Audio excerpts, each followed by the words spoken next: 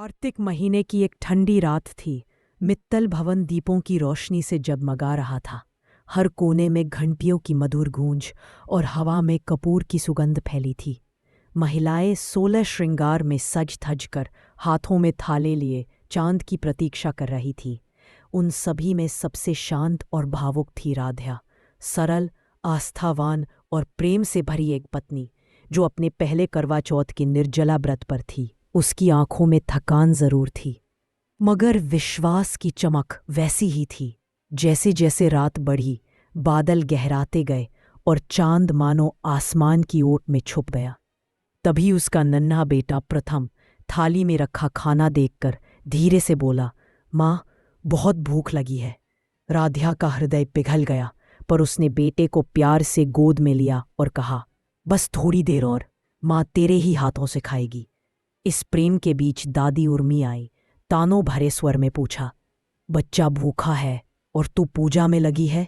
पर राध्या का उत्तर सरल था, यह जिद नहीं, विश्वास है। उसी रात जब मंदिर में बैठी राध्या ने आंखों में आंसुओं के साथ भोलेनाथ से चांद के लिए प्रार्थना की, वहीं उसके बेटे ने अपनी थाली एक ओर सरका दी और बोला, माँ भूखी है तो मैं भी नहीं खाऊंगा।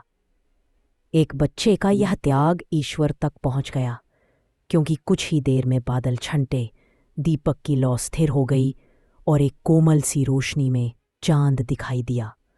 राध्या के चेहरे पर राहत की मुस्कान थी।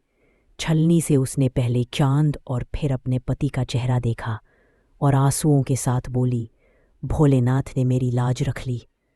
उसने अर्घ्य दिया, पति के चरण छुए और बेटे को गले लगाते हुए कहा, आज तेरे साथ ने मेरे व्रत को पूर्ण बना दिया। यह दृश्य देखकर दादी भी बदल गईं। उनकी आंखों में पश्चाताप था। उन्होंने स्वीकार किया कि सच्ची श्रद्धा राध्या जैसी होती है।